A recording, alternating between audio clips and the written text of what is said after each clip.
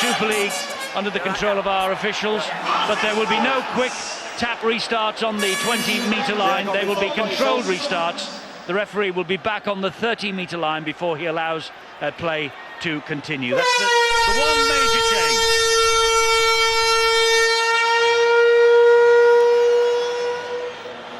So Leon Williamson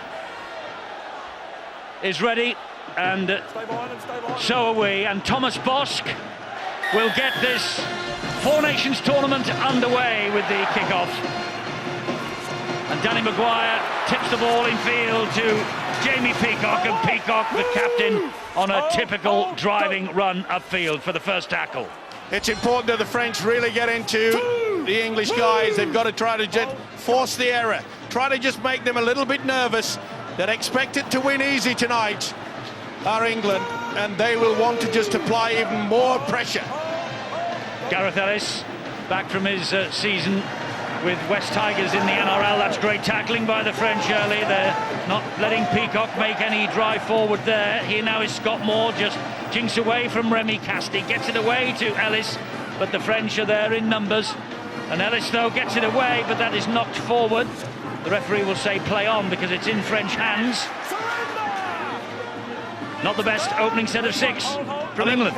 Just trying to force the pass when really they needed to just settle down. They got over the advantage line. They needed to get a good kick away, just to turn this French outfit around. Trying to be a little bit too clever early. Probably won't have impressed Tony Smith there. Tony Smith, the England coach, the last defeat on home soil for England, 30-22 against New Zealand at Warrington some 4 years ago. France are on halfway. This is Kane Bentley. As Steve-O rightly said, and we talked in the build-up about this, the basis of this French side in Perpignan from the Catalan Dragons. There's only the number 7, James Wynne, in the starting lineup from the Lesignan side. And Kane Bentley at dummy half is 30 metres away from the English line. Bosk with a neat little chip down the line. Sean Briscoe will pick it up. And the referee was shouting for Jean-Philippe Bale to stay out of that action. But he was ahead of the kicker, Bobby Goldie making a note in the book. And the first penalty of the match for offside against Jean-Philippe Bale. Not a bad little kick, though, back into the corner. Obviously not going to give it plenty of height. They know the quality of the fullback, Sean Briscoe. White, go! Move! Back here. That was Scott Moore. Here is Adrian Morley. Adrian Morley, who captained the English in Bridgend against the Welsh last weekend, and the penalty for interference at the play the ball for England. Well, the Kiwi referee, Leon Williamson, very keen, and you could see there that Kane Bentley was dragging the arm. Left arm interfering with the play the ball. It was obviously going to be a quick one by Adrian Morley. Now, will we see a set pattern move here? Maybe a couple of drives and then the switch. Sinfield, I think, will be the key figure. Standing just wide of the ruck here. It will go to Morley first of all, I think, for the drive in. No, they miss him out and they find Myler. And Myler then gets the ball away to Gareth Ellis. And the French has to defend just 10 metres away from their own line. Ellis will play the ball here to Scott Moore. They wheel it left. That's Maguire. Fires the pass, but that's a very good tackle indeed by Vincent Duport. There was no way forward then for Michael Shenton. Maguire again finds Ellis. Ellis just drops the shoulder. Gareth Ellis gets England to within a metre or so of the line. Fourth tackle. Moore weighing the options up left and right. Fires the pass. A little dab to the in-goal area. Knock on, is it? Or offside, is it? Anyway, it will be brought back for a scrum and head and feed to the French. Well, the first real option that they've got through, and it was Maguire's kick. Not a bad one either, just ricochets away, but you can see there that Adrian Morley was stood offside. Accidental, of course, but either way it gives them the head and feet at the scrum base. I think Adrian Morley played at that ball, Steve. Well, this should be a penalty to the French. See? Well, maybe not. No, he tried to get the foot out of the way.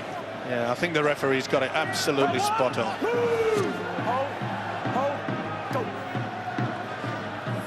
And here is Dimitri Pello. He gets the penalty for the high shot. He's a danger. Is Dimitri Pello. Dangerous man. We've Saw him in the playoffs for the Catalan Dragons, scoring some spectacular tries. Oh, There's that was another a high shot. one as well. Now then, well, we anticipated it slightly from the visitors. Remy Casti feeling this. 12, It was a keep down. lazy attempt, wasn't it? Yo.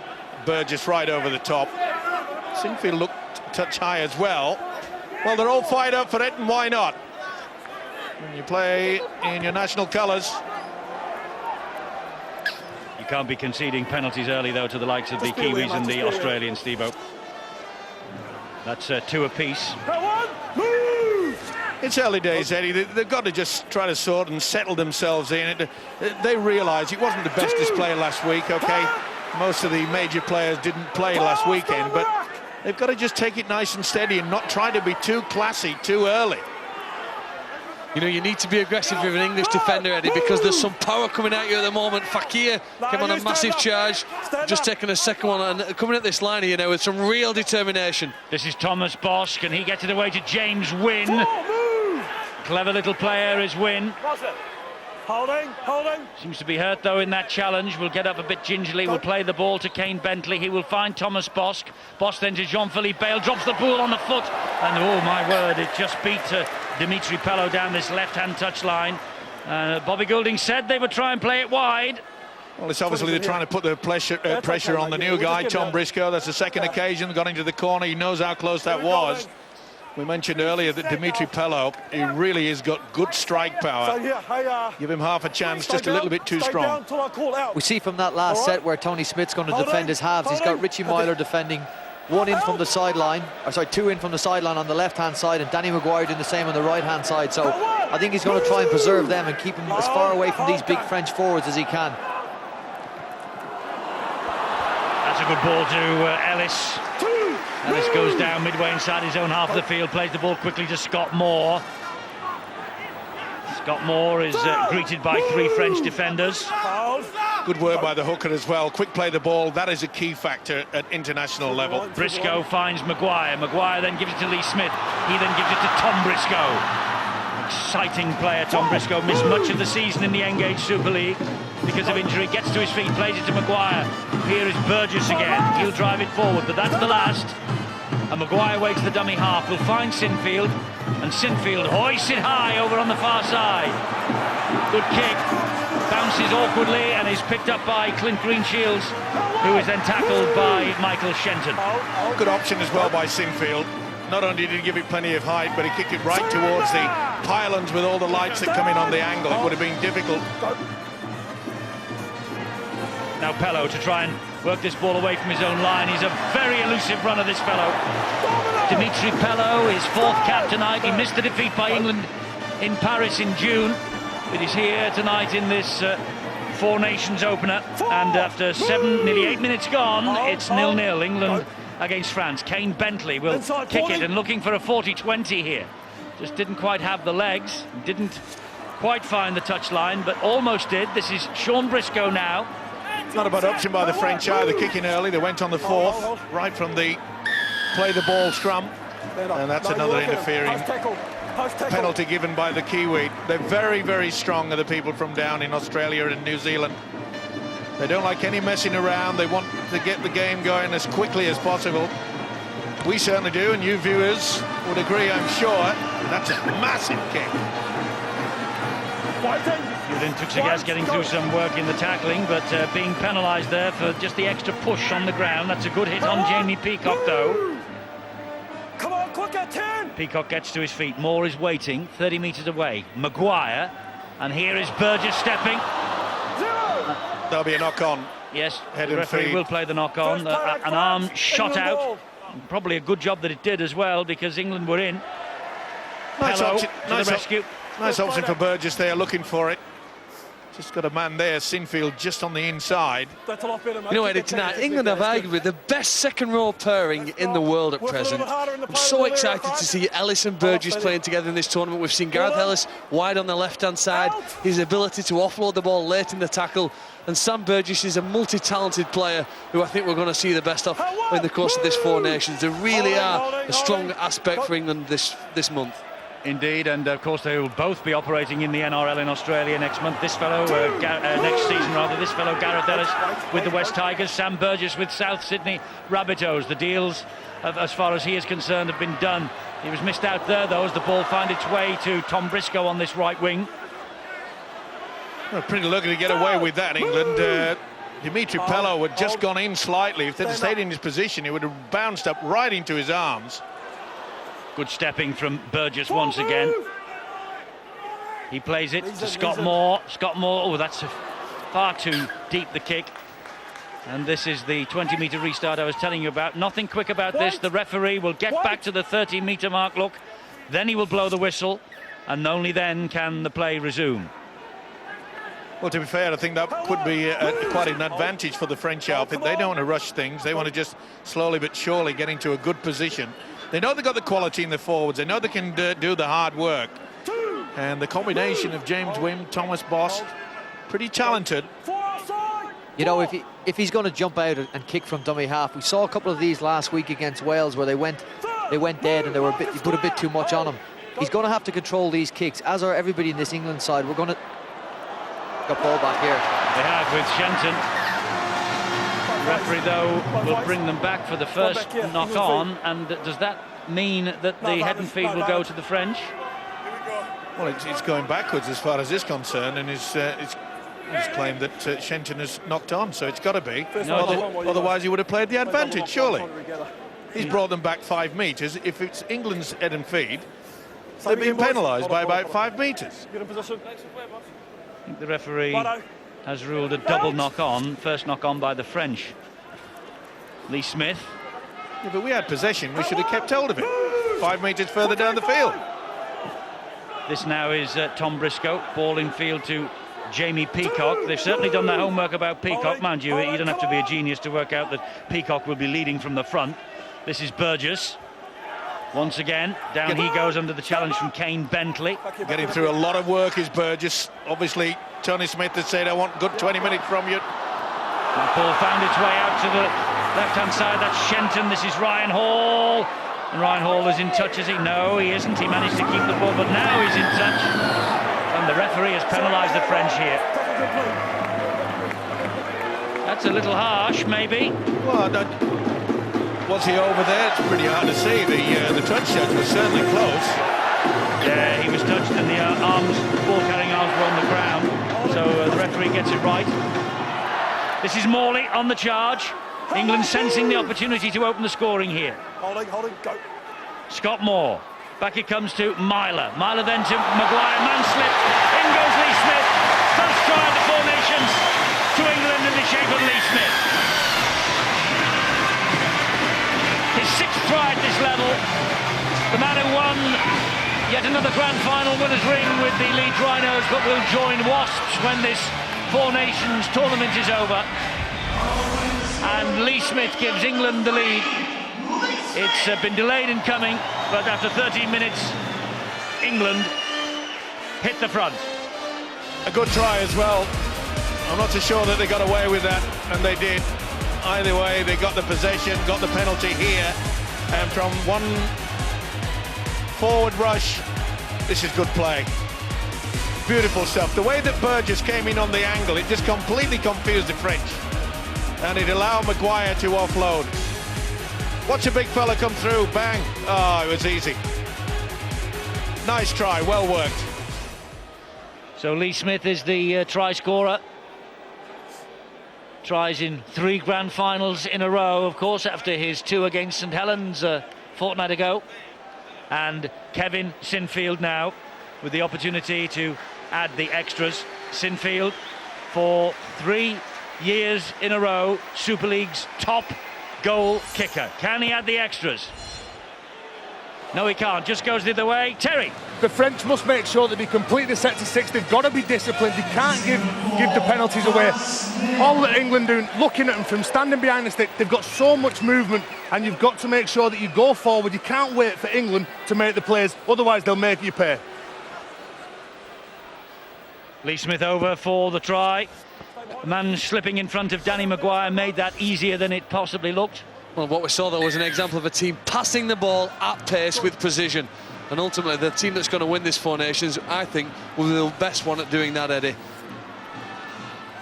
Peacock has seen a lot of the work up front early on, and every time he touches the ball, he has to try and fend off 3-4 would-be tacklers. Here is Morley.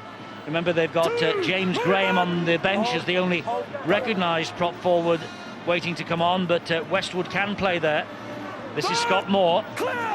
Myler is a dummy half here. Oh, he's lost that ball. That's a mistake from Scott Moore. Debut against France in Paris in June. There's the mistake. Knock on at the play the ball. That knock on aside, he's really mixing his game up well, Scott Moore. He's at his very, very best when he jumps out of dummy half like he did in the run-up to that try. Causes an awful lot of problems for backpedaling defenders. I think the more we see of that, the more England are going to get on top of this game. Let's go down to Bill. Injury news already. Eddie, no, it's good news for Lee Smith, because he might be on his way to Union at the end of this tournament, but Sean Edwards will be welcoming him to Wasps when that contract starts. He's keeping an eye on things this evening and even sent Lee Smith a good luck message before tonight's game. So no doubt Sean Edwards will be satisfied to see his man already on the score sheet tonight. Well, Lee Smith has just been penalised for lying all over the top of his opposite number, Jean-Philippe Bale. So the good and the bad from Lee Smith. Well, that was silly play. It's as I think simple his as arm that. was trapped. I think it's a mistake by the referee, probably not assisted by a touch judge, in my opinion. His arm was clearly under the man. He wasn't going to lie on top of him there. Yeah, but he didn't struggle at all. He just laid there. This is Elimer, the French captain. Jean-Philippe Bale at dummy half finds Bosque. Bosque then to Ferriol. We talk about the physical presence of the French. This fellow carries it in bundles. This now is Bentley.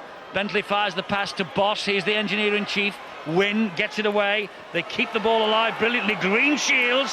Clint Greenshields, wonderful ball. And a great try from Dupont. The French are level.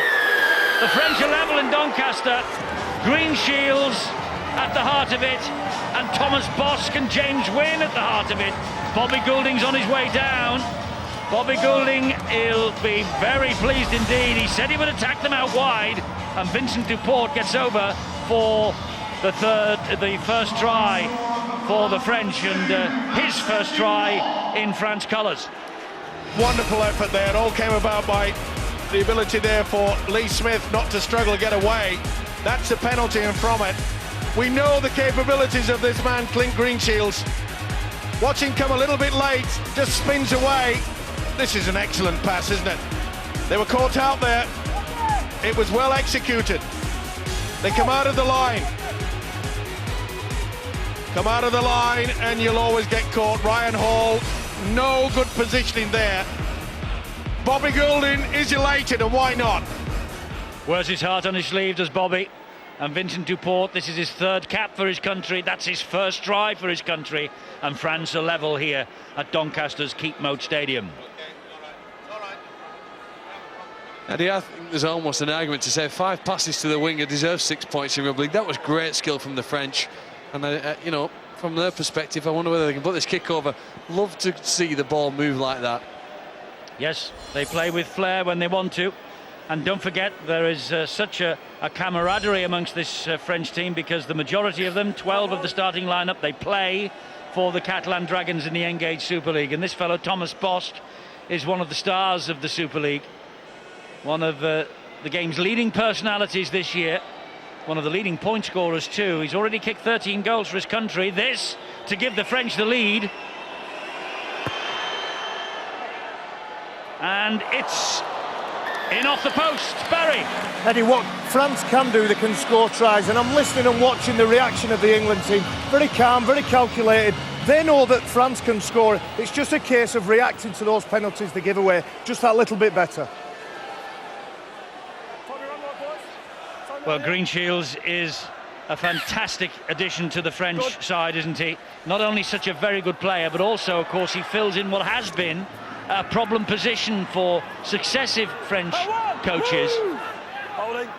They really do struggle to find a full-back, and they found one courtesy of the residency rules here. The French are ahead by 6 points to 4.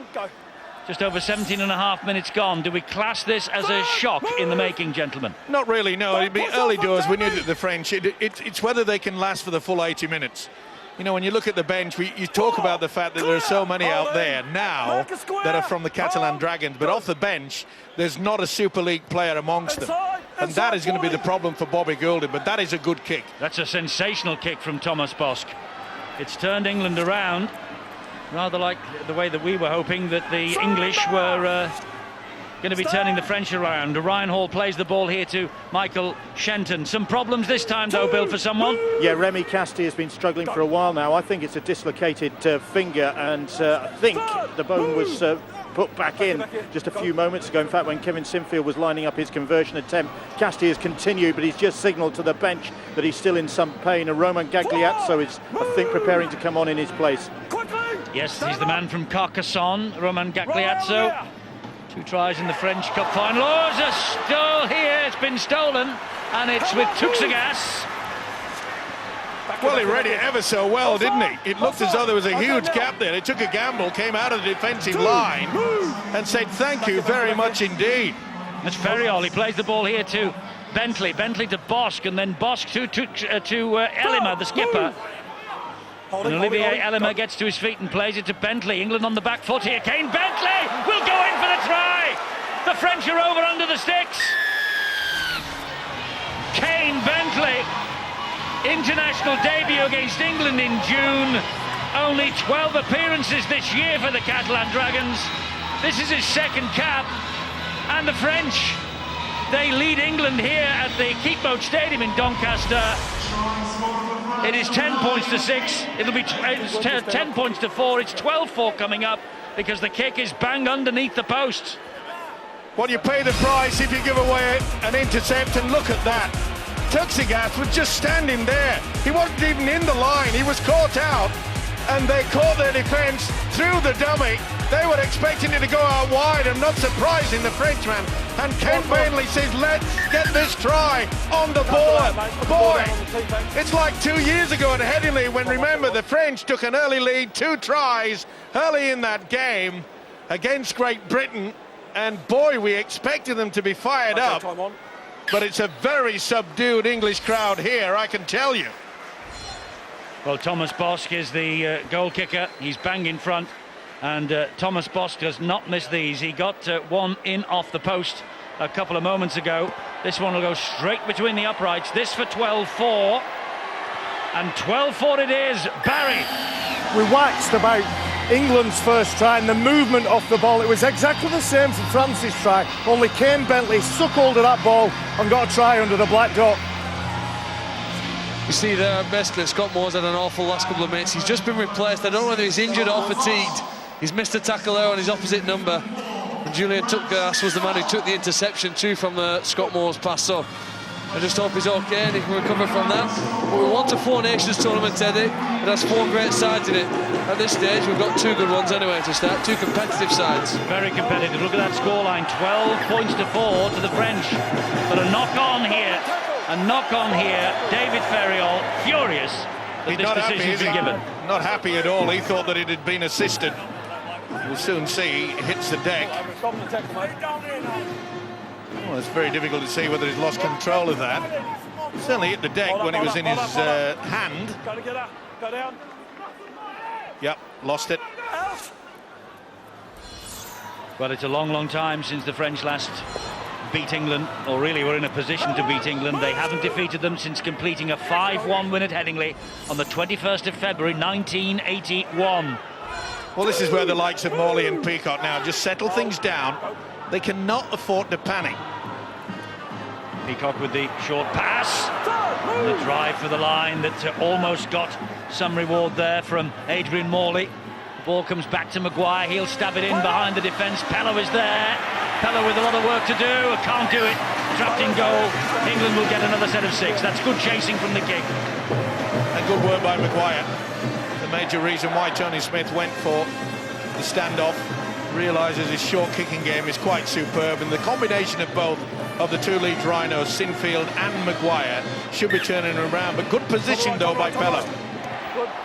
One of the things the coaches look at after you make a mistake like Scott Moore did is how the team reacts. You'd have to say that England didn't really transition well from attack into defence. We're going to have a look at what the French can do now after a mistake and a forced dropout. How do they react?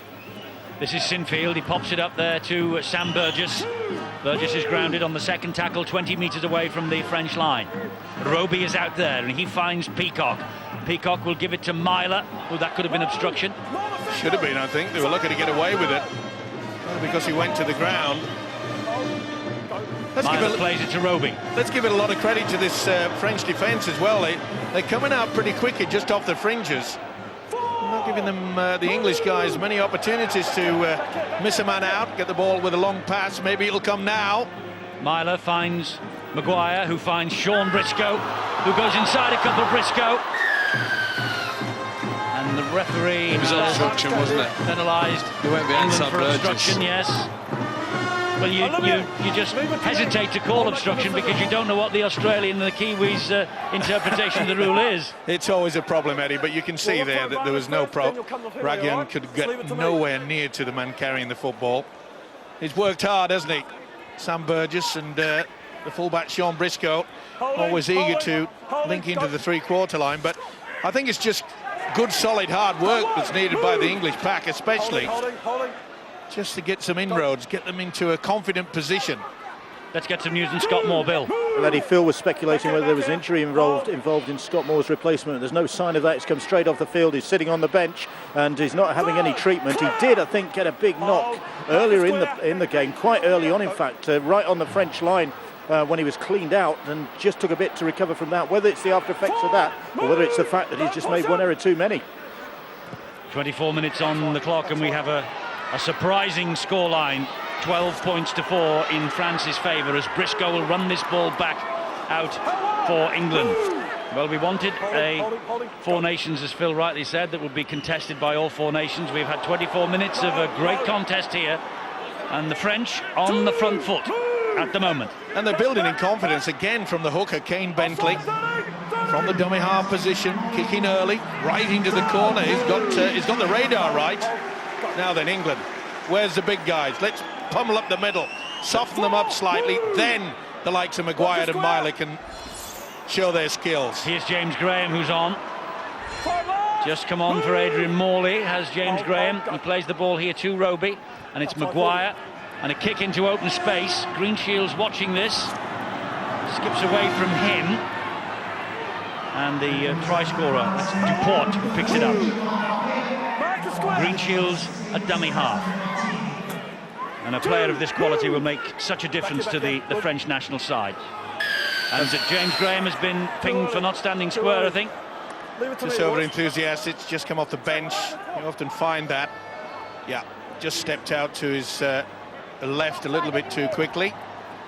Interesting to note there that when those quick play the balls by England, when they kicked, the French side were very slow to get back. And in fact, 2 or 3 of the forwards were just walking around, even after France had played the ball on 2 occasions. Drive forward here by Sebastien Martins. Plays it to Bentley. He finds Ferriol. Wynne was the runner on the inside. Bentley once again finds Thomas Bosch. Good ball back on the inside. This is Gagliasso. You'll notice how the French, they're not rushing.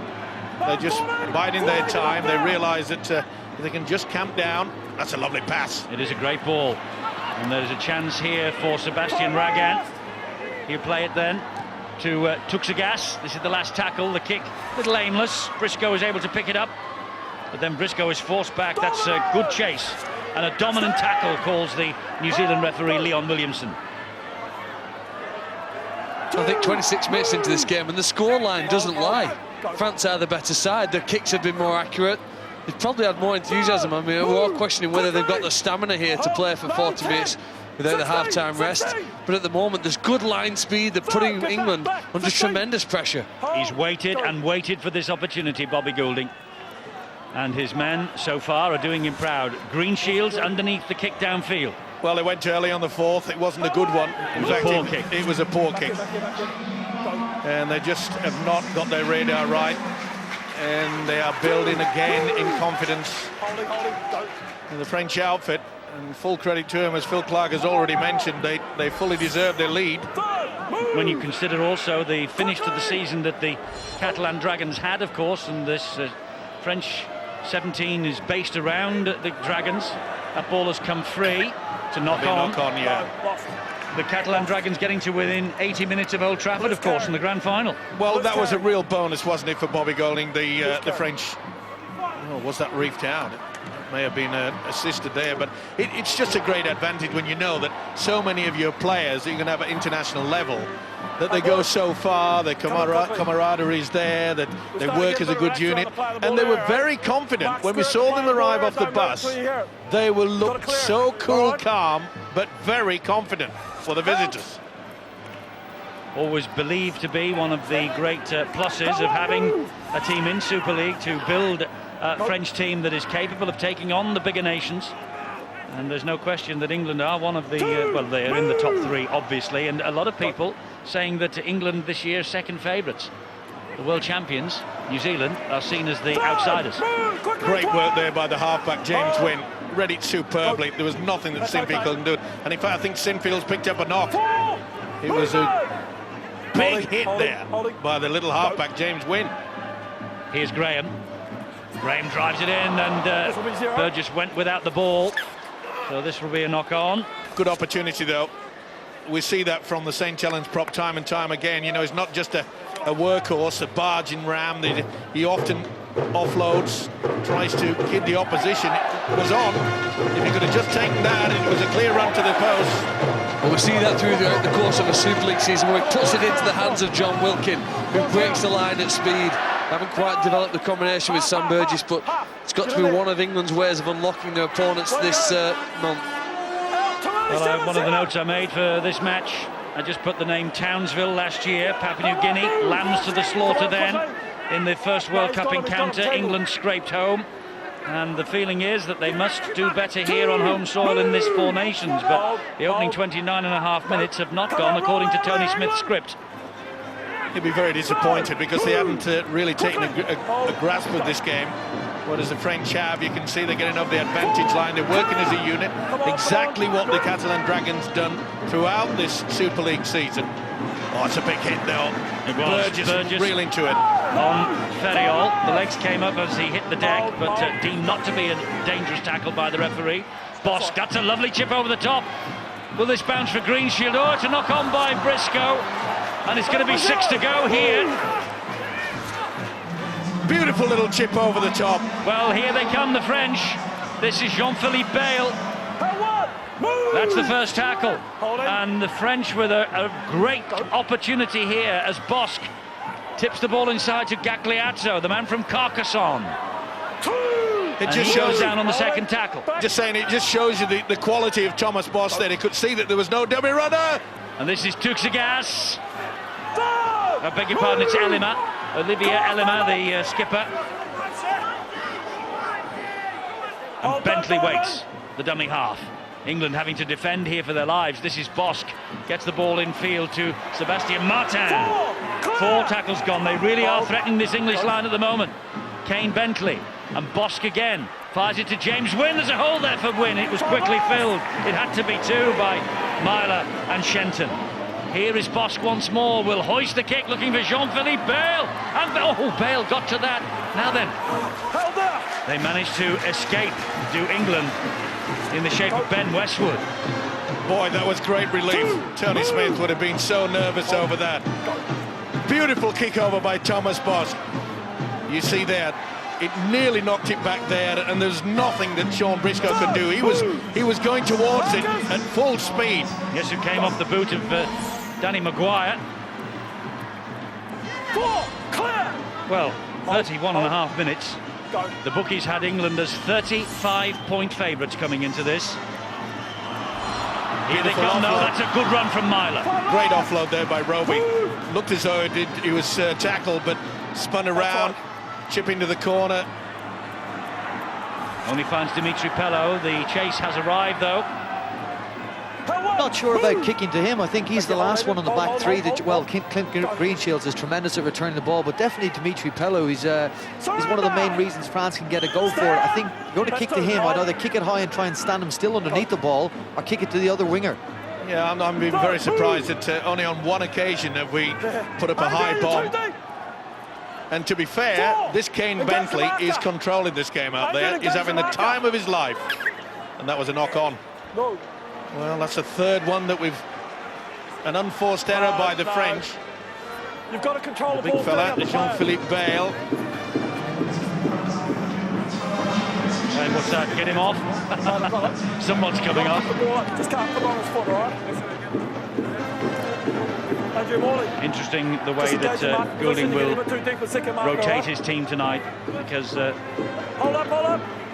England, you would expect, will just try and turn the screw if they possibly can. Well, they need to score before half-time just to build their confidence. What a bonus it would be for Bobby Goulding, though, if France turned round ahead here. But Michael Shenton trying to make sure that that doesn't happen. Shenton made his debut against Wales here last year for England.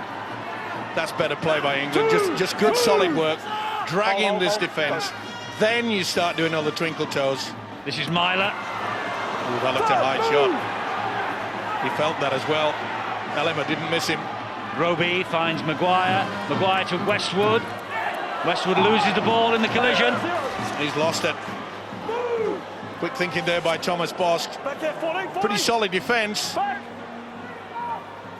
He's a big centre, isn't he? Jean-Philippe Bale. You know what, it is solid defence and it's well organised. Bobby's got them defending all together. They all know what they're doing. They're reading off the same script. That's got to be a penalty to England, because the referee shouted held, and released. And Dimitri Pello, the referee, he says it was a forward pass and it was given the same time as he shouted held.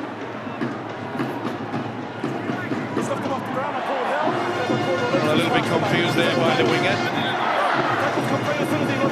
And to be fair, Tony Smith will be quite happy that the French are self-destructing over a few occasions. So many errors, unforced I might add. It's allowing England still keep in this game. The chance here then for the English with Michael Shenton, but he's got 3 defenders ahead of him. There's a massive lack of cohesion though, isn't there? For a backline shot, there was almost 2 different ideas between what the standoff and what the centre thought was happening from that play. Well, Boss can win. They're working together. I'm afraid Maguire and Myler, we have not yet seen it. That'll be a knock-on by the big fella. So James close. Graham. He knows he was so close, though, to taking that pass in. The option is good. But the pass is poor.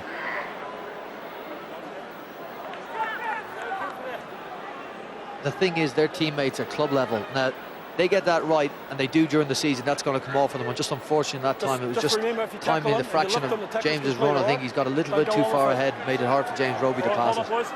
Well, you mentioned that, and of course there is Danny Maguire out there for England. He's playing alongside Myler, and I know that it has worked for England in the past, but have I missed something, or is Rob Burrow injured, or is he simply left out of this Four-Nation squad? Simply left out. It's there's no here we go, good. There's no hiding the fact that he just, as far as Tony Smith is concerned, he's not really hit the high spots. This fella has. Dimitri Pello. Rob Burrow's away on holiday. It's not a holiday here for England. Not at the moment, because we're approaching half-time and the French are 12-4 up. And looking for more here with Bentley, who finds Bosk. Bosk to win. Thought about the pass wide, thought better of it, and then took it forward. 4 minutes to half-time. Last tackle here for the French, this set of 6. England will get at least one more opportunity. Okay. And the kick just finds touch from Clint Greenshields. Nothing dramatic, nothing silly, just eat the clock up a bit. And he's saying, let's turn it round at half-time with us ahead. And that's the advantage that you need. You just control things. In any game, never mind whether it's international, you've got to make sure that you push it in, just allow things. The French they haven't rushed. They've taken it very, very steady.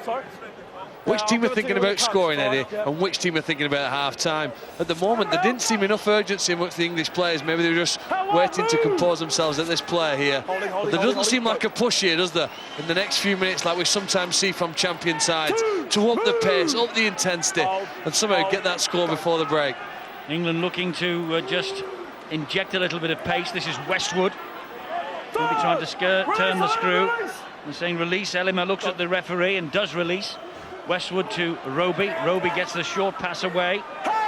A little bit more running from James Roby as well. You know, try to make the first and second markers try work overtime. Oh, that's good defence. You know, this guy he's so impressed me. Kane Bentley's been superb. Sinfield's That's a poor kick kick. straight Poor down kick. the throat of Clint Greenshields. And the French fullback on his international debut today, 27 years of age, one of the best fullbacks in Super League, to Dimitri Pello, who can score from anywhere if he's given the opportunity. England know that. Well, he's been everywhere. I mean, he's been picked there on this left wing, Eddie, but he's playing loose forward when they have the scrum. He's working like an extra forward. He's got them working very hard as Bobby Gould, and you've got to take your hat off to him. They're looking far more impressive than their opposition. Bentley, back it comes to Thomas Bosk. Bosk then to Elima. Elima is met by Lee Smith, but he manages to get the ball away brilliantly to Bosk. And that's a knock-on. It's a knock-on, the referee's blown the whistle. Yeah, I've seen it. That's good play by Liam Williamson. Maguire thought that it got England back on track. The crowd boo, but it's only a half-hearted. You'll see Bosk throw it over there, and a little doubt in my mind that Briscoe just got a fingertip to it. Was he going for the ball, though? I mean, is it one of these That's pretty hard, isn't it? where the referee has to make a snap decision and a snap interpretation? Oh, I think he's going for he's the ball. going for the Yeah, ball, maybe. yeah, you can see he's raised the arm very, very quickly. Quickly back in here. Well, Tom an Briscoe thought opportunity. he'd put Danny Maguire in. And again, Bobby Goulding sending out the message, you take it steady, fellas. Wait. We're in no rush. Look at the scoreboard. 12-4. No, It's let me in put time our on. You've got to get in advantage. position, mate. You can't creep in here. You can't encroach the steering. They have got to find something before half-time. You mentioned half-time. In Paris in June, England led France by 44 points to nil.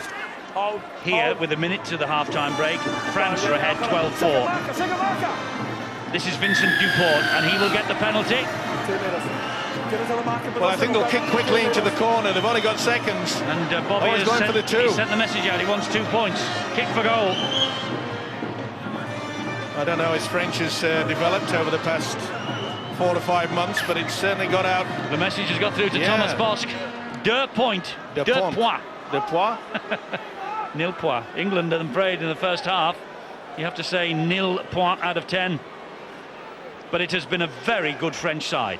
Certainly has, and we look completely lost, especially in and around the play the ball area, where it looked as though with the inclusion of Scott Moore and James Roby that we really should have been bossing it. But I keep mentioning the fact that Kane Bentley, and he'll be so happy, Bobby Goulding, the way that the hooker Bentley has controlled things. Stay behind them. France had the advantage of being totally embarrassed in June in that mid-season international. And I think that players in all sorts of sports, really, when they have a point to prove, tend to find that extra 10%. We've seen that certainly from the French outfit in this 40-minute period. Well, Thomas Bosk knows that this is the last kick of this first half. And if he manages to kick it, France turn up around with a 14 points to 4 advantage. He's got the length, but he's just pushed it wide of the post. 20-metre drop. 20-metre drop.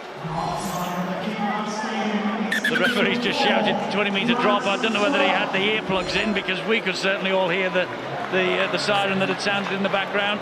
France leave the field to great applause, and they lead by 12 points to 4. 2 tries to 1.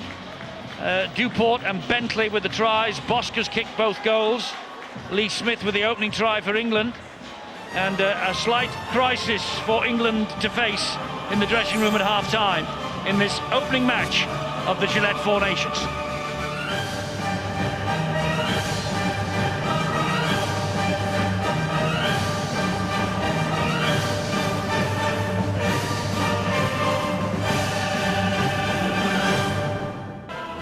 There's live boxing coming up tonight.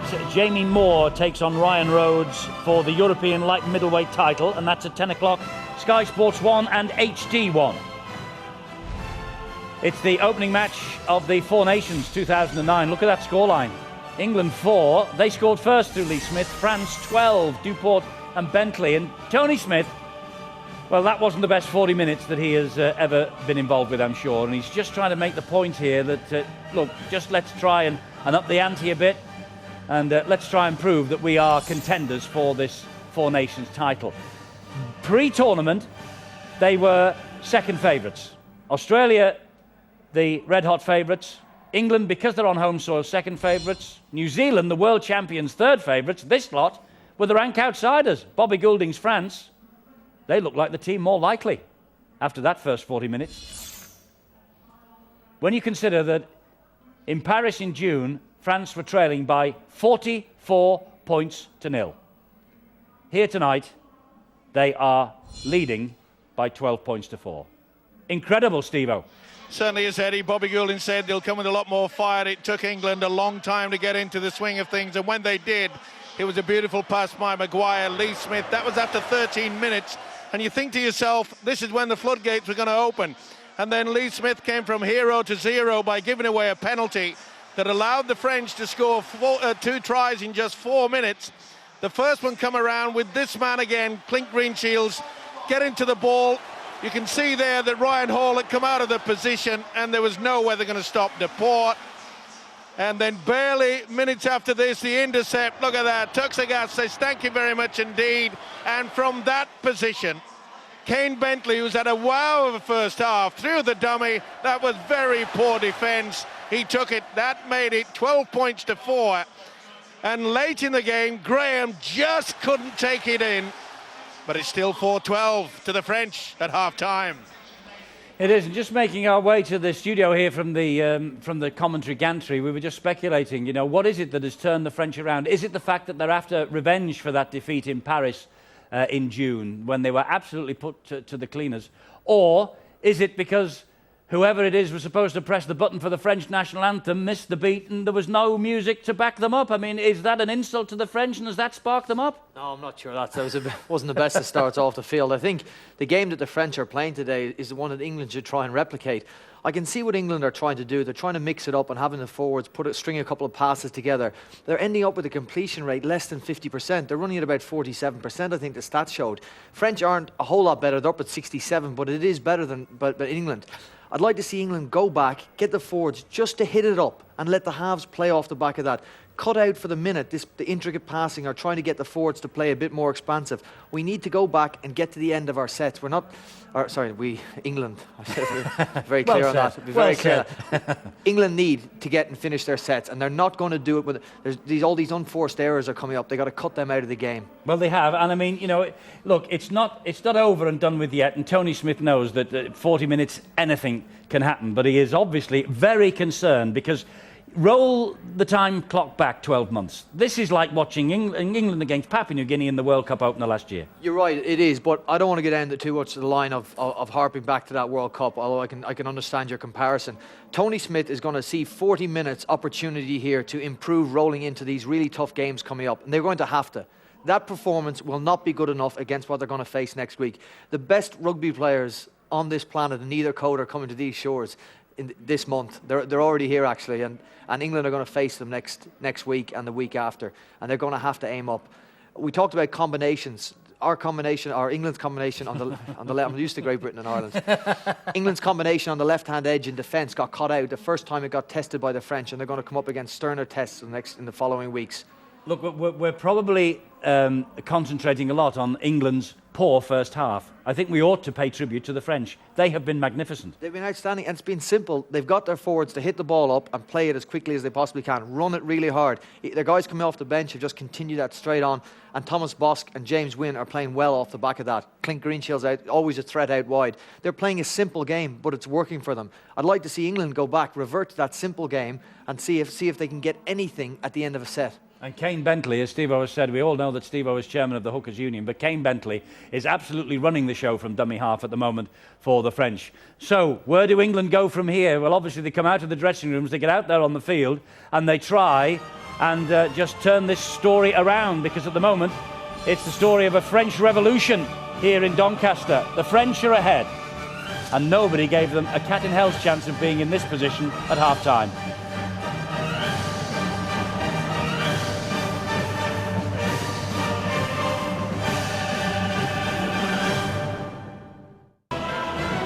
Well, the Four Nations is well and truly underway, and we're live tomorrow at the Twickenham Stoop, the home of the Harlequins. It's Australia against New Zealand, a repeat of the World Cup final of last year.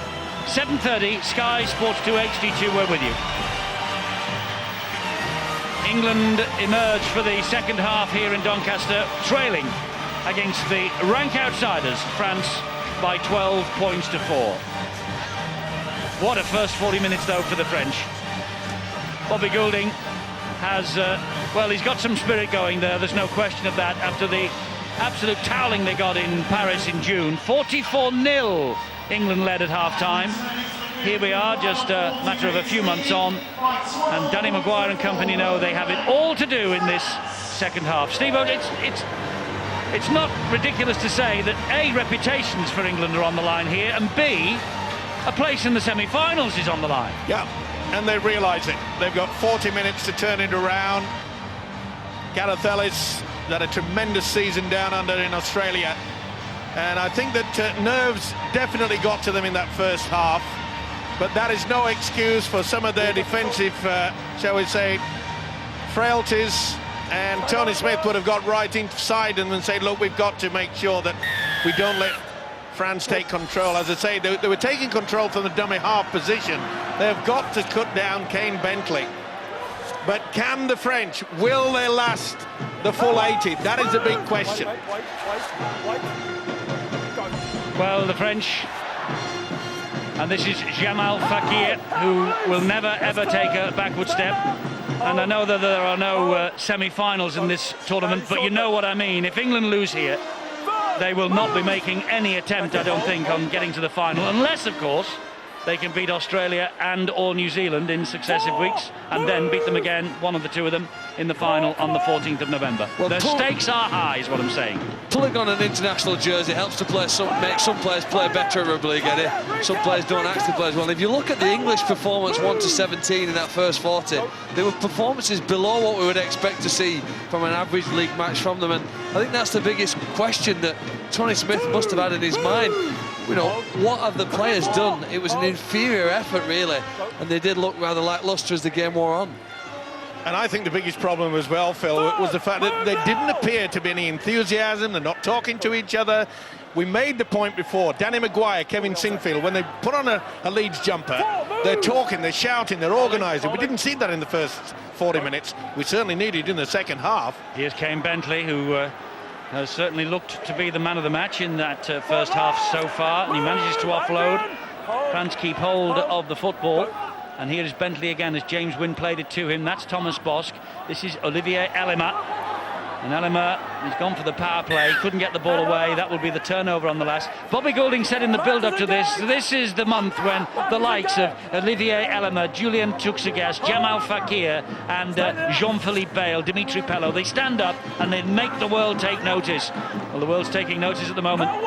He also said that he's like his side to go into the final quarter of this game, Eddie, perhaps only 4 or 6 points behind England. They've got a chance of being 4 or 6 points ahead if they continue the way they played in the first 40. And he thinks that that will put the pressure on Tony Smith and the English side.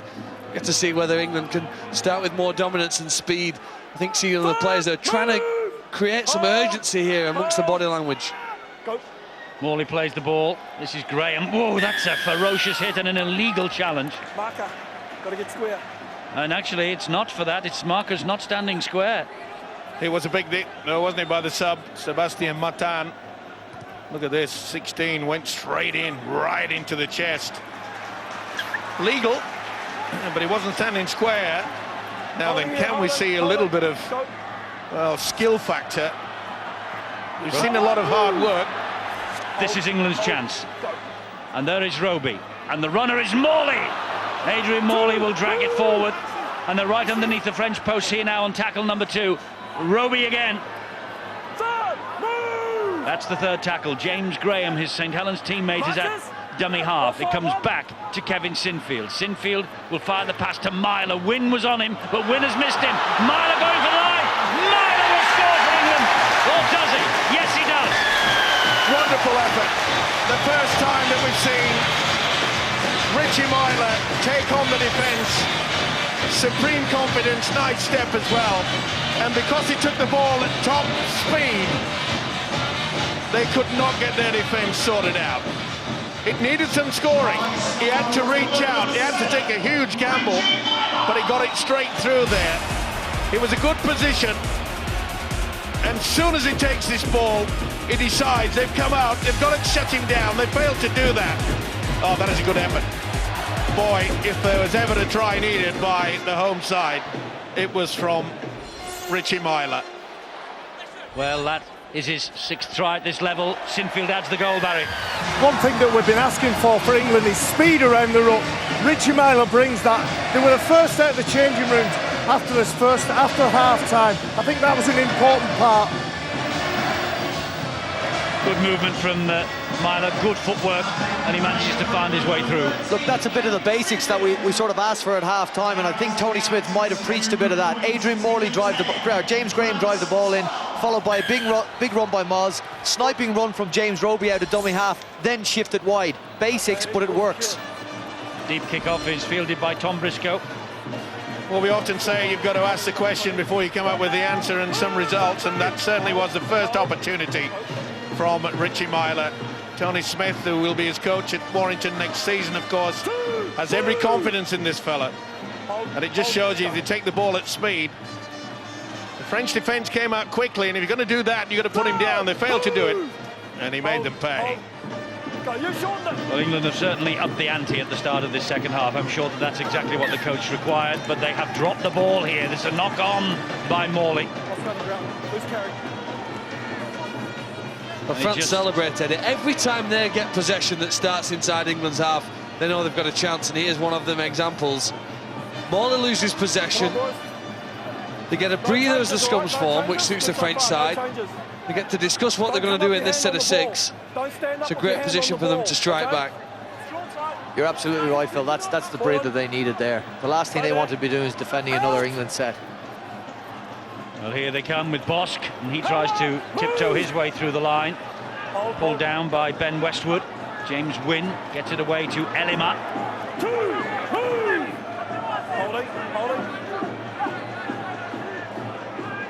He will play it to Bentley. Bentley goes down the short side. England trying to force the Frenchman into touch. It was Jean-Philippe Bale who plays it. It's Elima again. And now the substitute, Gagliazzo. Quite happy to use the big forwards. Probably finish off with a kick after this one. Bosk. Wynn. Good movement from Wynn. James Wynn! Just held up short of the line. An important tackle that from Ryan Hall, but it's an obstruction penalty. Well, it's well worked, wasn't it? Oh, they're looking to get that. There it is. But you can see there that Kevin Sinfield had jumped out of the way. I think they're a little bit unfortunate there. Sigh of relief, I must say, but they got back in numbers. Great work by James Wynn. Well, that was an alarm bell ringing for England, wasn't it? And big relief for Adrian Morley. Remember, he was the one that came up with the knock-on. And here he is again on the ball now. Gets the ball away this time cleanly. And this is Roby once more. Well, when they get the ball out wide, England, they've got to make sure they've got dummy runners. They've got to create a little bit of a problem for this strong defence. Oh, great work. Yes, good tackle that was by Sadawi. Maguire, and this now is Westwood. Westwood highly rated by Tony Smith for both his club and his country. Maguire, he'll hoist the kick high. Ryan Hall's after this. Ryan Hall got it, but I think he got it on the second occasion when the ball was knocked forward. And it's a penalty for offside. Yes, it came off Shenton. Referee spot on. Yeah, just a touch in front. Shenton made the first contact. Not the best kick by the French side. I guess it's 2 players attacking that kick and trying to score off it. If they had their time again, I think they'd look and try and one give a call, the other stand back and clean up any spill ball that comes, instead of the 2 of them going for it. Yeah, slight lack of communication. We haven't got any problems in that department, I hope. Here's Bill. Well, that's tempting fate, Eddie, but France have got a problem down on the sidelines, and if the pace of this game is going to catch up with them, then they can do well with having Remy Casti fit, but it doesn't look as though he's going to take any further part in the Four Nations tournament. In actual fact, a dislocated finger has now turned out to be a broken finger, and Casti will be off to hospital for x-rays after this game. I don't think he'll play any further part in the tournament, and he's one of their big go-forward players. That is a big blow. Oh, and Dimitri Pello tried to take that in. The chip over the top. Maguire feeds off the scraps. You see, they're not frightened to do something different. And Pello nearly got that ball in. That's one. Move. Hold tight, 16. You've got to admire the way that this French outfit, especially the little chip over that we've seen a lot from Thomas Boss. Great ball from Ryan Hall. He finds Richard Myler. And Roby waits at dummy half. England flooding forward in numbers. Here goes Graham. Roby fires the pass. Maguire pops it up then to Westwood. A little juggle from Ben Westwood. And he's tackled on his knees in the end by Elima. 4 gone. This is Sinfield. Sinfield taking it on his own. Myler! Second try for Myler, is it? Referee will check. Yes, it is. Second try for Richard Myler. He was a bit short to start with. Beautiful play, though, wasn't it, by Kevin Sinfield? We didn't see much of it from the first 40 from the lead skipper, but he has created a beautiful try for Mr. Myler. And good support play. Getting into the swing of things now. Beautiful work. Look at Sinfield through the dummy. He knew that he was going to be there. He looked a bit short to start with and then just nudged the ball forward. Top quality play, bit of a high shot. See how he nudges it forward and says, well, I think I might have been a bit short the first time. No problem, says the official, Liam Williamson. Can he add the extra 2? England take the lead for the first time since the 13th minute. Sinfield adds the extras, Barry. Structured plays, inside passes, trying to isolate those big fellas. I'd like to see them build some pressure. What we're seeing is the England players starting to take on the French defence, and that's the difference here now. Sinfield involved in the first try for Myler just a few minutes ago with a pass to set him up. This time he ran with the ball, provided a try to a man who just instinctively knows how and where to be and gets over the try line with regularity. Yes, he got 2 tries here last time he played in England's colours on this ground in his debut against Wales last year. 13 tries this year for the Salford City Reds. Warrington now. And, well, last week when he played in the win against Wales, it was the first win he'd enjoyed since June, Richard Myler. And here England now will enjoy some more domination because they have a penalty and Peacock comes back into the fray. And not a bad option as well. Tony Smith takes off Morley, brings on Peacock at a time when they've just taken the lead. But there's a lot more enthusiasm and a lot more understanding as well. They're now talking to each other, they're pointing. You do the dummy runner, I'll try to get it out eventually. But it's looking a lot more impressive, isn't it, in the second half by the England outfit. I think that we saw the England coach Tony Smith quite animated. I know he doesn't lose his rag easily, but I think he made a few points quite forcefully. That's a great ball. That's a great try. Kevin Sinfield. Great offload from Peacock.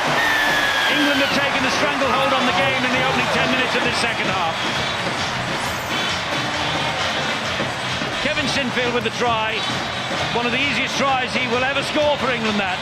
Laid on a plate for him by a beautiful offload from his captain, Jamie Peacock. Captain of Leeds, Kevin Sinfield, feeding off captain of England and club colleague, Jamie Peacock. It's amazing what confidence can do to you, and they really are running at this French outfit. Wonderful work. You can see that the French are sort of hanging back. Wasn't the best attempt, was it, by Martin in defence, but take nothing away by the offload from Peacock. And can he add an extra 2 to the 4? He's just scored. He can, Barry. I saw Gareth Carvell before the match and he was a little bit disappointed he didn't make the side, but he said, how can you compete with the world's 2 best front rowers? Well, there's one of them, Peacock, putting on a plate for Kevin Sinfield, a great try. And there's a danger here for France now, as England dominate possession. Nice little run by Roby out to the acting half-back position. They strengthen the offload to his Leeds colleague, put Sinfield under the post. 6 more points, and fatigue starts to set in with 1 or 2 of these French bodies. Well, in Paris, England scored 44 points in the first half. They're on course to score 44 points in the second half in Doncaster. Yeah, and on 3 occasions they scored back-to-back tries. This is a problem here for France. The concentration needs to be tight for these 6. Here's Graham. 18 points in 9 minutes for England. A problem for the French, I suppose. Bill? Yeah, it could be a problem approaching now because Kyle Eastman about to come on for his England debut, although here come the French. They do indeed. They come forward in the French of Villegas. But then they lose the ball as well. But now they have the England man in touch. Do they know? The touch judge says that there was no white jersey belonging to Ben Westwood over that line. But Kyle Eastman about to come on for his international debut. Great pickup it was. And then he lost it, just simply lost it, Villegas. I think he tried to offload it as well, Eddie, at the same moment, but it wasn't the best pass. One thing being confident and trying to get the ball out wide, but that'll lift the spirits of the French, and that's a mistake. Kyle Eastman, first touch of the football. But a forward pass from Graham, I think. And just noticing, actually, it's Sean Briscoe who's coming off the field.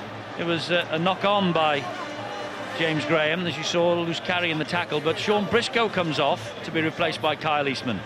And if you want to look at what the difference is between this English team in the second half, this 14 minutes in the first half, you've got to say they're playing with quite a lot more urgency in everything they do. And the last thing the French will want to see coming onto the field is somebody like Kyle Eastman, who can cause a tiring defence all sorts of problems. It's the French in possession, though, from that scrum. Bosch to Greenshields. And Greenshields loses the ball, but it went backwards, says the referee, so play on as Ferriol takes it forward once more for France.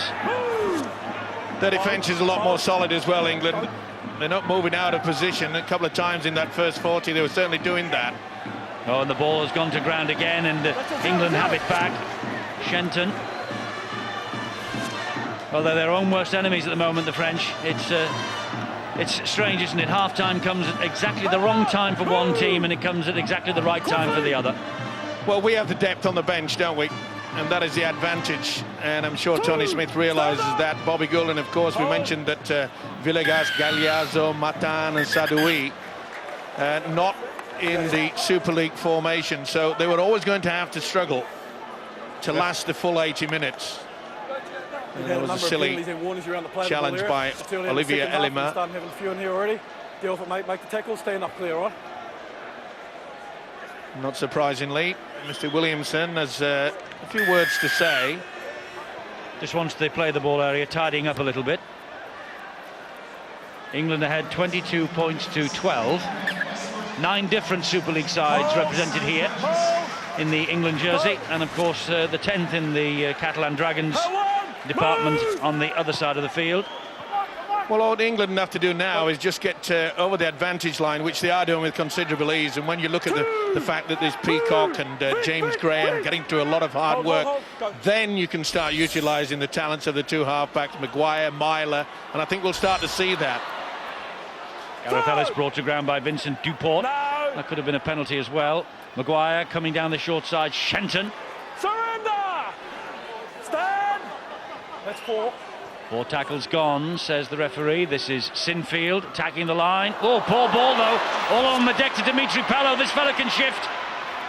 And he ducks under those challenges. They were weak challenges. Oh, and why would you offload on the halfway line? Well, I can't believe that. He did all the hard work, good work as well. Got them into a position, got them out of trouble, and then he tried something, well, pretty stupid in the end. There's no way in the world that Olivier Elima can get to that. Come on. But a few of the English guys went high. Stay in there, take it from the outer, right? 3 guys, in fact. It was only Roby that said, I'll go low in the end. He's furious.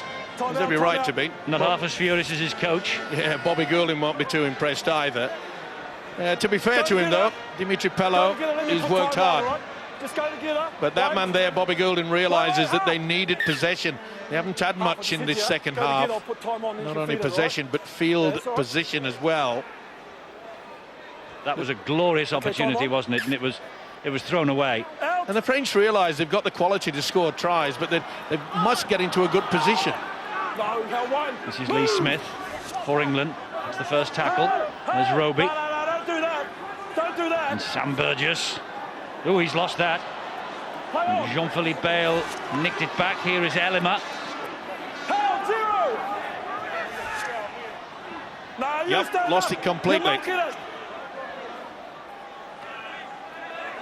So it's now England's turn to defend, and that was a run from Gagliazzo. This is where Tony Smith will be wanting to get the improvement, and it is that they're moving up as a unit. They're coming a little bit faster out wide, trying to force the French down that middle.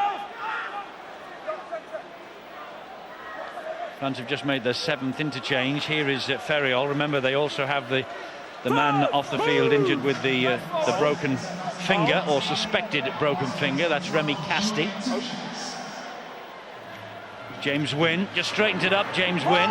Oh, play on. That looked forward a mile. Well, it was a late call from the referee. He shouted play on. Then the ball was put on the boot. And Bobby Goulding knows another opportunity has gone begging. Good work, though. He's impressed me, hasn't he, James Wynne? Definitely forward. It was, but the referee shouted play on, and then look, he's saying play on, and then I think he's he obviously got a call from the side. Word in his ear. I don't mind giving them the word in the ear, Eddie, as long as it's absolutely spot on, and it was on that occasion. But it just shows you that this French outfit, they're not giving up the ghost. That ball was stolen in the tackle. Look, Bobby's going to be fuming here. They're self-destructing. They can ill afford to give away these penalties. Well, he tried to cover it as best he could, Clint Greenshields, but they're desperate for their football. And even when they were in command in that first half, you know, they were self-destructing with the French outfit, mainly due to the errors they were coming up with, unforced as well. And that's something that Bobby Goulding and all the players have got to work hard on. It's going to be difficult against Australia and New Zealand as this competition goes on. Here's Peacock for England. 2 movement. Back 1. Roby waits the dummy half, and he finds Gareth Ellis. Move. There's a lot more conversation between the players now, and in the red and white jerseys. Peacock. They want it more, there's urgency, they want to get on with it. Roby to Myler, who's on a hat-trick. The ball inside to James Graham. He gets the ball away. Roby just couldn't take it in. Well, the chances are coming, and that's brought about by the fact that the French are tiring very quickly indeed. You can see there they just can't get there in numbers. Some are down on their haunches, and they are really, really struggling. And I think that the England outfit realise now that they're ready for the kill.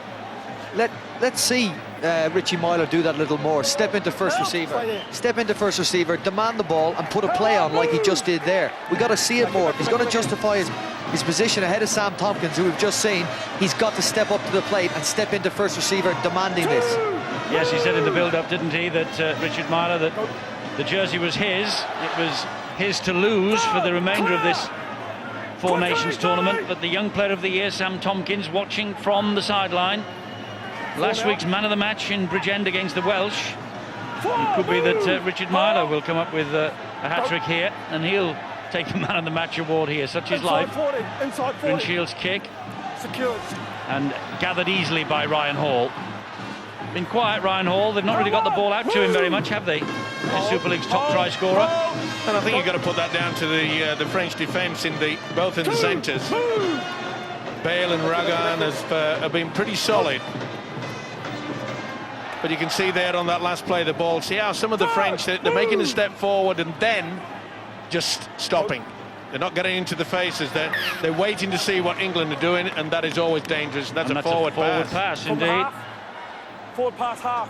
Well, we get away with it so often in the Northern Hemisphere. I'm not so sure that was forward, but the flat pass, the referees from down under, maybe from that angle, he's got it absolutely spot on. Well, that's the angle that Leon Williamson would have had. It's a problem here for James Graham by the looks of things. Far more than a simple battering around this fellow, isn't he? He's a ball handling forward.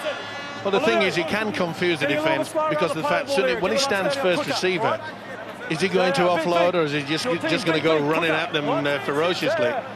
So it just puts that element of doubt in the defender's mind, and that's why it's become so successful at St. Helens, and I'm sure that Tony Smith will be looking for the same throughout this competition. He is a good front rower, mixes his game up well. The point I'm trying to make in the Sam Tompkins, Richie Myler debate is we all know how good both of them are in broken field and support play. I think it's the one who's going to take charge of a game that's going to impress Tony Smith more. That's why I'm asking for Richie Myler, now that he's got the chance to step up at first receiver and start bossing this game. Here's Vincent Duport. Holding. Vincent holding. Duport, who scored the first Second marker, French David try. Peacock. Ferriol. And it's a penalty here. Not square. They're not standing square again. He's been pretty hot on this all night, Leon Wilkinson. Not square at the play the ball. The markers, they have to stand one behind each other, as you can see there. Well, it's just lazy, isn't it? It's as simple as that. Jamie Peacock been around long enough to realise that the laws of the game is you've got to have both markers behind each other. Or should I say one behind anyway. Kane Bentley's back on, and here is a run from Teddy Sadoui, the man from Carcassonne, French Cup winner in April. And now Ferriol, and he finds Bosque. Bosque fires a flat pass. England get him down eventually. And that was Tuxagas. Good strong run again. Ferriol. Kane Bentley, back it comes to Bosque. Here is James Wynne. Ooh, he thought about the offload, then thought better of it. They're setting for something down this right-hand side here. It's Bosque, and it's a long pass, and it's an interception. And here goes Ryan Hall. They won't catch him. Ryan Hall. Ryan Hall against the entire French defence. Kello's after him, but Hall is too quick. Outstanding try from Super League's top try scorer this year.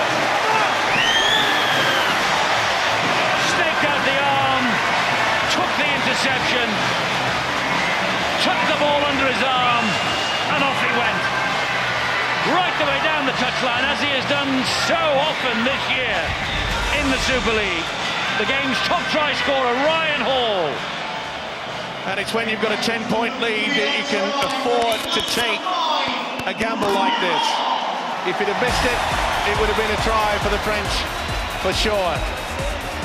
And he knew it as well.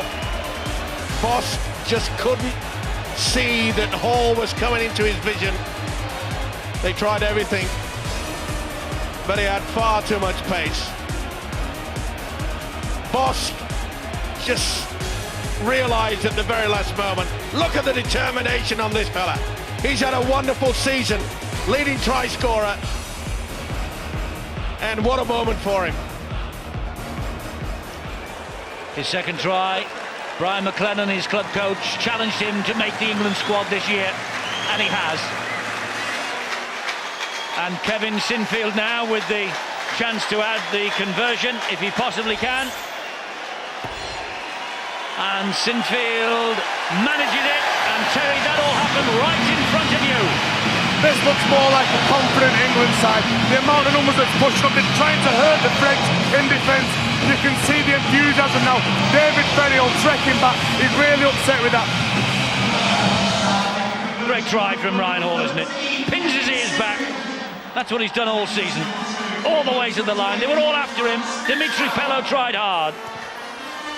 Another 6 points for England. It's 28-12. It's a little more comfortable now. And he can't believe it, Bobby Goulding, because he knew that if Ryan Hall had missed that, it was an absolute walking for Vincent Duport. Wears his heart on his sleeve, doesn't he? His emotions are there for all to see. I think he's shown in that first 40 minutes, Eddie, that he shocked a lot of people, myself included. Let's face it, there was more than my eyebrows that raised when he was awarded the job to take on the French, but he gives his heart and soul to the game. He always has done.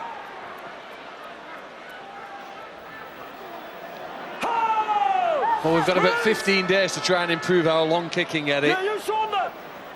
In that time, England will play against Australia and New Zealand, and they'll have to kick the ball with greater accuracy and apply greater pressure to the opponents when they kick the ball than what they've done here tonight against France.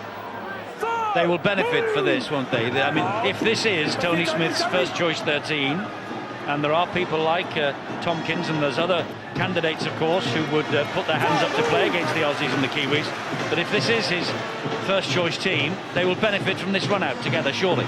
I think it will help with the fact that you know, they were behind in that first half. I think you make a good point, Phil, about the kicking game. It's if we got our dummy half jumping out so much. Sorry. That's a great chase. A wonderful chase. Their kicks result in greater pressure on the England catchers than vice versa, and they've shown with variety with some of their kicks. They've challenged for more of their kicks. This is Jean-Philippe Bale in possession for them now, 10 metres away from the England line. This is the skipper, Elima. He's held. Second tackle, plays it to Bentley.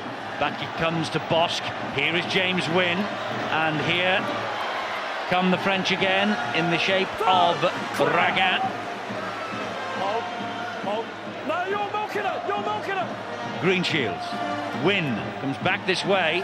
Gets the pass away also. Oh, and that's way forward. The referee says play on, but everyone knew that was forward.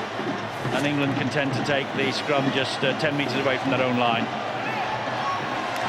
And that was good pressure as well.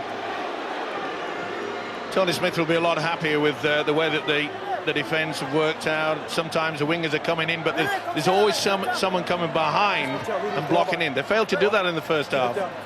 I'll finish the point I was trying to bumble through earlier on. It's if we see our hookers jumping out and kicking, they're either seeing something nobody else on the field can see, or else we haven't got the halves dominating. The better kickers are not dominating the call. Kevin Sinfield is a very good kicker of the ball. Let's see him do some more of these long raking kicks instead of relatively poor kicks out of dummy half. Going into the last 10 minutes of this match, England ahead. It has not been convincing, but the second half has been a lot more promising than the first.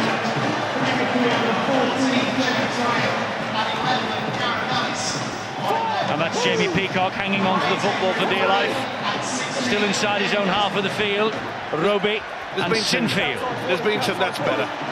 There's been some very good hard work from the English forwards, and it'll just roll over just. He's been more prominent, hasn't he, in this second half. He looks a lot more comfortable. I posed a question, Eddie, before the game started, you know, why does Kevin Sinfield, he puts it in week out for the Leeds Rhinos, and yet he struggles at international level. But I think that the change of tactics by Tony Smith in the second half, mainly not so much of where we'll position ourselves, but at least they were talking to each other. It looks now as though they know what each other is doing. 9.5 minutes to go, down to Bill. Tony Smith is just maybe protecting his resources this evening, the way he's rotating players. Maybe explains why Sean Briscoe came off. There doesn't appear to be an injury there. Kyle Eastman going into that full back role.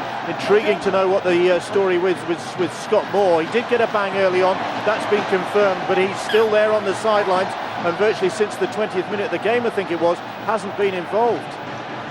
Well, there he is, the Huddersfield this year hooker, and he has just tied his colours to the St Helens mast until 2012. Here's another mistake from the French. Greenshield just couldn't take the pass from Thomas Boskin. What you're seeing though there is an attempt by France to get the fullback involved in their attacking play, and I think if England were critical tonight, it's their inability to get the fullback involved often enough when they've had possession and they're attacking. The fullback role now is arguably the most important position. It links so much as Eastman takes on the ball there. But I think over the next 2 or 3 weeks, England will need the fullback to be far more dangerous in possession. You're right, and especially with a player like Kyle Eastman playing fullback. Yes, he's on for Sean Briscoe in this second half. There's Roby. Roby to Peacock. Peacock looking to spin and get the ball away. I think Tony Smith will be happy with the way that their forwards have worked hard. Morley, Peacock, as I say, Ellis has certainly done a lot of hard work. Burgess early in the game, and then Lee Smith makes the break. He does. And Burgess is a dummy half. He gets it to Sinfield. And Sinfield takes them on, but loses it. That'll be a knock-on, head and feet to the French. The referee, frustration boiling. The referee, when that ball went to ground, said play on, and then he realised it was in English arms and blew the whistle and brought them back. Well, I think there was a very bad tackle on Kevin Sinfield. I'm guessing from here, on first view, it would have been David Ferriol who came in. We've just got to it a bit too late. Add to that the fact he's dropped on him with his elbow. That should, in my opinion, be a sin bin. He should leave the field for 10 minutes. Instead of a sin bin, that should be a red card, shouldn't it? I'm with you, Eddie. We can do without that. David Ferriol. The tackle had been completed. There was no momentum going forward from Kevin Sinfield. Why would you do that with 8 minutes to go? There's nothing tough about that. Just took a bit of advice then from the video referee tonight, Phil Bentham. Oh, it was a shocker. It wouldn't surprise me if he gets the red card. Well, he's calling the captain over. Fair on the tackle ball area there. He's gone down and dropped delivery with the elbow. The penalty's going against you. Don't continue on afterwards, all right? Come on, don't spoil it now. You had that down there. You had that down there. It didn't happen over here. Penalty to England. And he's a lucky boy, David Ferriol. Although we might hear more on this. Well, he did the crunch and it was sufficient. I mean, that is stupidity. It really is. Mate, you got the penalty. We've got the elbow going down there. Well, I don't need you as carrying on with it and flaring up to what it just about almost did. Okay, Jamie? All right. Incident's on report there. It's on report now. Penalties for you. And that could have repercussions for David Ferriol in this tournament. What are you doing? And repercussions for his coach, Bobby Goulding, as well. He's one of his mainline front row forwards, David Ferriol. He needs him against Australia and New Zealand. I'm going to say they don't have a great deal of depth and the experience brought forward in Ferriol, and well, I'd be surprised if he escapes after that one. I mean, it was a shocker. Of course, Jerome Guisset has announced his international career is over, so they will be a little bit light if things go badly later in the week. This is Burgess. He's over. Sam Burgess. No, has he? It's well, he's just called on Phil Bentham to make a decision about, or at least offer advice about the challenge on Sinfield. Now Phil Bentham has to make the decision about this. I think he's got it down. It's a great effort. The referee called on him after he'd actually disallowed it, Eddie, for knock on. Oh, now then. As his fingers, I think his fingers have left the ball, so therefore it is a knock on. If he'd have had a fingertip on it, and I don't think he has, then this will be turned down, I feel. It was a marvellous effort. No, he just loses it. I'll be surprised if Phil Bentham gives this, but the name of Phil Bentham over the past couple of weeks, not many Christmas cards coming around, I would imagine, for him, but it's a big decision, but I would turn this down. Good effort, though, by Burgess. When England was struggling in the opening 20 minutes, Burgess certainly would have... I'm going no try. Am I in the minority here? Yes, I'm going no try. No, I think he's lost control, hasn't he? You don't have to have control, you have to have downward pressure on the ball. I don't think he has. Downward pressure on the ball off the inside of your arm, outside of your arm. Let's see. Phil Bentham says, no try. I think he's got it right. There we go, and that's for our French viewers. And our French players and coaches, and Bobby, correct?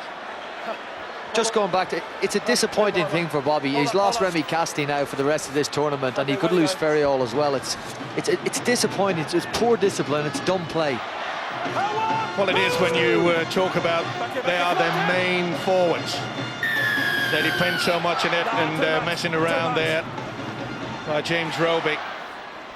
And I think James Roby realised that he could have been penalised for that as well, which he was, but not interference, but also using the forearm, getting a little bit tasty out there. And I think when we went down to Bill Arthur in regards to Scott Moore, as soon as James Roby came on, I think he was making a point. I wanted this position.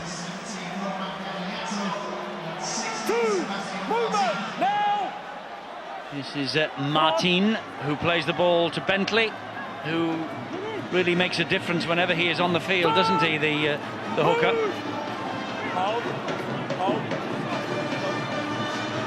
There's Bentley again. This is Wynne. And Teddy Sadoui. James Wynne once again for the French. Long pass, Bosque. And again, Green Shields. Then on the inside to Dimitri Pello. Great little run of this fellow. Who play the ball quickly. Jean-Philippe Bale going for the line. He's over, but he is held up. Good work there. Hand over there. defence. Kyle Eastman went right underneath him, but again we see the opportunities of Dimitri Pello. Hand over. Took it on the fly. Oh, I did well, didn't he, Eastman? Come to daddy, he says, you ain't getting that ball down. Hasn't had much to do, and having to be forced back into the full-back position. Get up, engage. Well, no matter what happens in the remaining 5 minutes of this match, the French have certainly justified their inclusion in the Four Nations, haven't they, this year? First up game against England. They probably, a little bit like Papua New Guinea last year in the World Cup, they probably targeted this match rather than the two that are to come against Australia and New Zealand, albeit that they will be played on home soil. But, I mean, this has been a good scrap for England, this, and the French gave them a real fright in the first half. They played really well. Yeah, it's a wake-up call. That's good work from Burgess. Great pass to Lee Smith. He has support with him. Oh, he should have passed Sinfield on the inside. He would have raced right underneath the post. A little bit greedy there from Lee Smith, I feel, and now they've got the penalty for messing around from Kane Bentley. He shakes his head. Get in position. There you go. Yeah, there's little doubt Bobby Goulding, he pinpointed the England game. This will be our chance for glory. 30 minutes it was. What an offload that was from Morley. Found Roby, this is Graham, here is Maguire. England looking to finish with a flourish. Maguire hits the deck. Go. Ryan Hall already has one this second half, looking for another. Two. Move. Hold. Now Roby. Fires the pass. Myler. Sinfield. Eastman. Nice little kick through. Beautiful kick. And a try for Tom Briscoe. But the French asked the referee to hand it upstairs. And Leon Williamson wants to check whether Tom Briscoe was onside as he chased that kick through. It was a beautiful dab through by Kyle Eastman. Watch this. Fabulous. And he's a mile onside. You talk about quality. Star quality. This kid has heaps. For him to realise that there was nowhere to go as far as he was concerned, there was no one at home, and he punched the ball through with the boot. And Tom Briscoe, this will be TRY, and it is. Try is given by Phil Bentham, and Eastman's kick was a delight, and Tom Briscoe's finish was exceptional. And on the ground where he scored a try in the Challenge Cup semi-final last year for the Black and Whites of Hull FC, Tom Briscoe comes up with a debut try, or rather a try on his third appearance for England. Beautiful offload by Burgess, wasn't it? Back on the inside, a little bit too greedy there by Lee Smith. He knew he had his skipper back on the inside, or last year's skipper, of course. Smith going to rugby union after this competition, but this is superb. Sheer quality. He says thank you. And Sinfield adds the extras. Quality, Barry. I mentioned building pressure about 10-15 minutes ago. The Aussies and the Kiwis, they'll be sat at home watching this TV saying, yeah, we know that you can score tries, but can you build pressure? Can you break a team down? Well, let me get the statistic absolutely right. This is Tom Briscoe's third try in 2 internationals.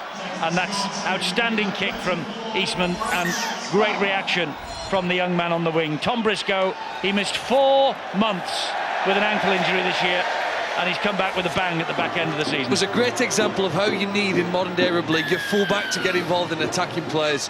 Good work by Eastman, and it makes it now 30 points to 0 to England in the second half.